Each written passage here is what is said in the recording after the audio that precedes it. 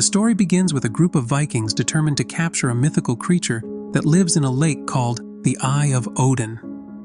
This happened 1,000 years ago. The leader of these warriors, who brings his daughter with him, decides to face this challenge full of risks.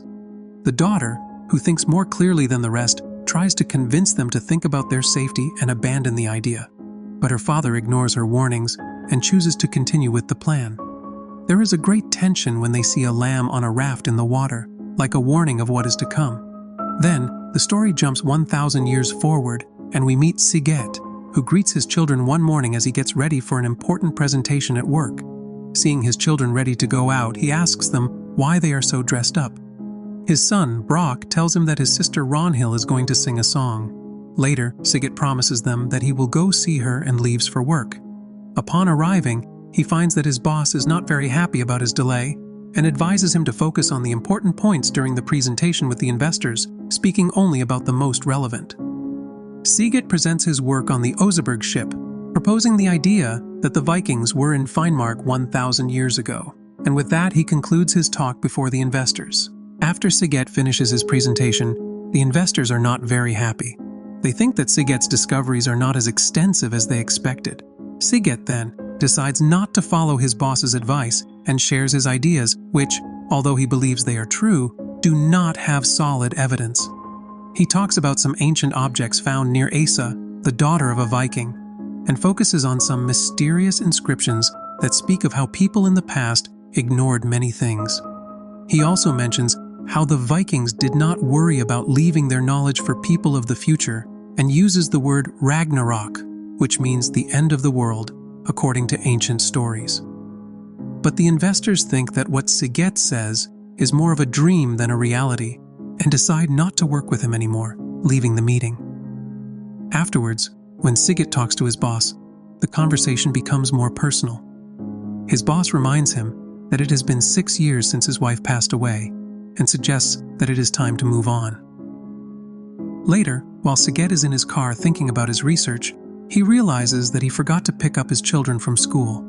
He rushes to get them and finds his daughter upset and his son waiting for him. That same night, Sigurd and his son are talking about an online dating profile that his son has created for him. In the middle of this, Reinhold, his other son, interrupts to ask about plans for the summer holidays. Sigurd suggests going to their cabin, but Reinhold doesn't like the idea because his friends are going to the Mediterranean. The night gets more complicated when Alan, a colleague of Sigurd's, arrives unexpectedly at his house. Alan brings a surprise, a stone with markings. Full of curiosity, Sigurd sees that they are drawings on the stone and discovers that it is a map to a very special place called the Eye of Odin, where the ancient Vikings of Oseberg once were. Sigurd thinks that the Vikings hid their riches and kept their secrets there.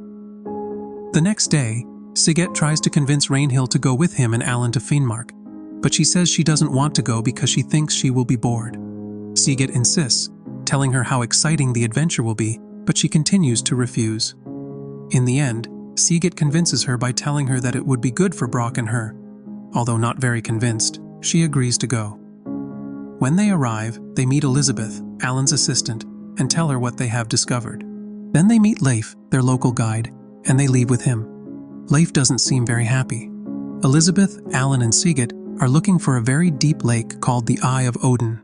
They walk through the terrain and reach an old border that separated Norway from the Soviet Union. Leif tells them that the area is a no-man's land and that no one has passed through there in 50 years.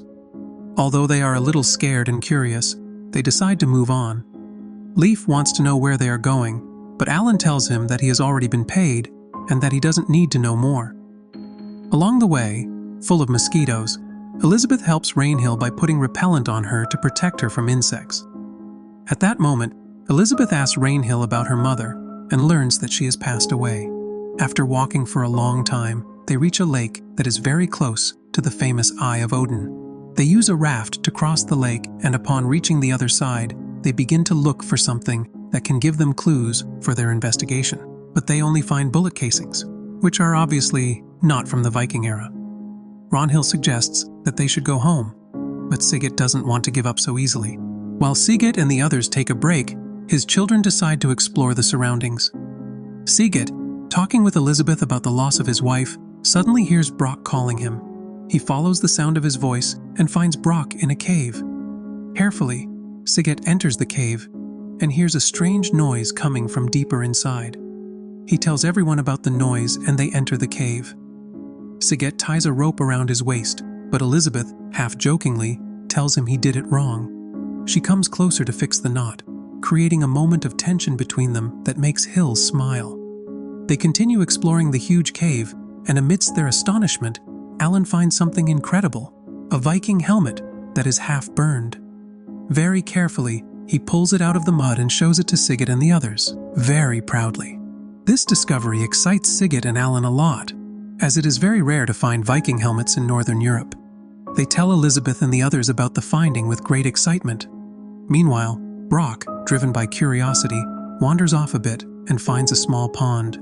He reaches in and pulls out what appears to be a large brown egg. He puts it in his backpack before leaving. Leif, guided by Brock's voice, arrives at the place and accidentally steps on another egg near the pond. He doesn't give it much importance and cleans the sticky, viscous liquid off his foot. Leif thought that what they had found was not so important, so he decides to go back to where Alan and Sigurd are. Upon arriving, he sees them very busy carefully cleaning and labeling what they had found. He listens to them talk amongst themselves about how complicated it will be to take these treasures to the Oslo Museum. Then, he suggests that perhaps these valuable objects should stay in Finnmark, implying that it would be better not to take anything. Sigurd gets very upset with this idea and tells Leif that he doesn't understand how important what they have discovered is. Leif pretends to agree, but suddenly takes out his rifle and points it at Sigurd, demanding that they give him the labeled objects and leave. Leif climbs a rope taking the findings with him, and then cuts the rope so they can't follow him. He gets into a raft and starts to cross the lake. As he rows, he realizes that he has a sticky substance on his shoe and tries to clean it with the lake water. This awakens a monster that lives in the lake, which suddenly attacks the raft, attacking Leif with great force and causing his death. On the other hand, Elizabeth shows an incredible ability to handle the situation. With great skill, she scales the walls of the cave using only her hands and helps the others to climb. When they reach the top, they realize that Leif has left without a trace, taking the artifact they had discovered. Later, Alan and Sigurd talk about what happened, very affected by the events. Alan takes out a skull they found in the cave and examines it in detail. They are surprised to discover a tooth that seems to have been placed there on purpose, similar to the teeth of the creature, and they understand that this is a very important clue. They decide to return to the cave the next day to investigate further. Upon entering the cave, they find a group of skeletons, which reveals a very disturbing discovery. Meanwhile, Brock and his sister are sleeping in an old car they found. The egg that Brock had collected earlier begins to hatch. They are awakened by the noises and try to wake up Elizabeth, but she doesn't react. Brock thinks the newborn creature is hungry and offers it a potato chip. When the creature comes out from under the bed, they see that it is as big as an adult. Suddenly, the silence is broken by the piercing shriek of a dark gray-skinned serpent with very sharp teeth. Elizabeth wakes up abruptly at the noise and acts quickly, capturing the creature and putting it in a small container inside the cave. On the other hand, Zet tells Alan a very interesting idea. The animal heads carved on the pillars could mean something more than just decoration. Perhaps they represent creatures that once walked the earth. They continue exploring and find a skeleton that appears much more recent than the Viking remains they had seen before, dating back no more than 50 years. Suddenly, a loud and alarming roar echoes through the cave, causing them to quickly seek a hiding place. From their hiding spot, they see a terrifying creature, which makes them run for the exit, worried about the children's safety in the face of this unknown beast. The creature Elizabeth had trapped tries to escape, hitting the walls of its enclosure so hard that the vibrations are felt through a rope that is mysteriously tied to the car and extends into the water. Alan and Sigurd are in their car when something underwater starts pulling the rope the car is attached to. Suddenly, without them being able to do anything to prevent it, the car door slams shut and locks from the outside, leaving them trapped in a very difficult and dangerous situation. At that critical moment, help appears just in time. They act quickly to try to save Alan and Sigurd before the car sinks completely into the water, while looking for something to defend themselves with from an approaching danger. Alan finds a container holding the small creature they had captured earlier.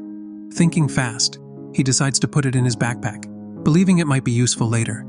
Then, they come up with a daring plan: to throw a rope across the lake and tie it to a tree on the other side, creating a kind of zipline to cross safely.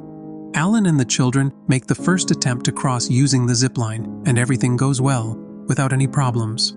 But when it's Sigurd's turn, things get complicated.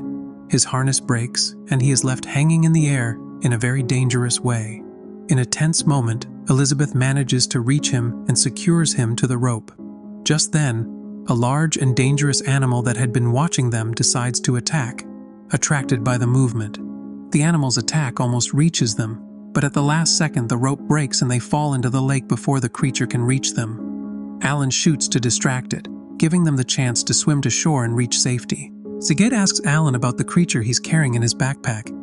Alan tries to downplay the matter, but just then, a sound made by the creature, followed by a suspicious movement among the nearby trees, makes them think that perhaps they face an even greater danger. Driven by fear, they run towards a bunker and quickly close the door.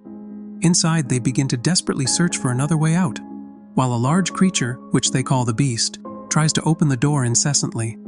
They can't find any way out, and feeling hopeless, Reinhild becomes very sad and starts to cry, telling Sigurd that it's all his fault.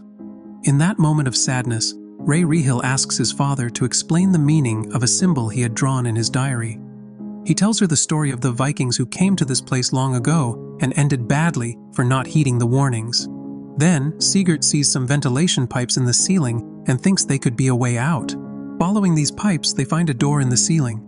Alan is the first to go out, and, when the others are about to follow him, the small monster in the backpack makes a noise, catching Sigurd's attention. Upon checking, Sigurd realizes what Alan had been hiding. Alan tries to convince Sigurd of the importance of taking this creature with them, explaining that for 6 years they have been the target of ridicule, and that this discovery could change the way others see them. In a very tense moment, Sigurd hands Alan a bag. Suddenly, something very big and dangerous that they call the Beast attacks from outside and badly injures one of them. Afterwards, it hits the door so hard that part of the ceiling falls down on top of them. Reinhild and Bruck manage to move quickly to avoid being hit by the pieces of the ceiling and find a place to hide, while Sigurd and Elizabeth cannot move and are lying on the floor. Brag, who is very scared, calls out to his dad, but is quickly silenced by his sister, who rushes him into a closet to hide and asks him to be quiet. Very frightened, the two siblings try not to cry, hoping that the Beast will not find them. When it seems that there is no more danger, they come out of the closet very slowly, but just when they think everything is fine, the monster reappears and starts to follow them very quickly. In that moment of fear, their father, who is now awake, shouts to get the Beast's attention and make it leave them alone. Sigurd, very carefully, takes a small creature out of where he had kept it and shows it to the big Beast. The big Beast sees the little one, recognizes it, and instead of harming them, takes it away. With the danger gone, the children run to their father, giving him a very strong and joyful hug. They approach Elizabeth, who is still lying motionless on the ground, and gently wake her up so they can all leave that place together. They hug each other, feeling calm, and continue their journey home, more united than ever and confident that they have overcome a great danger.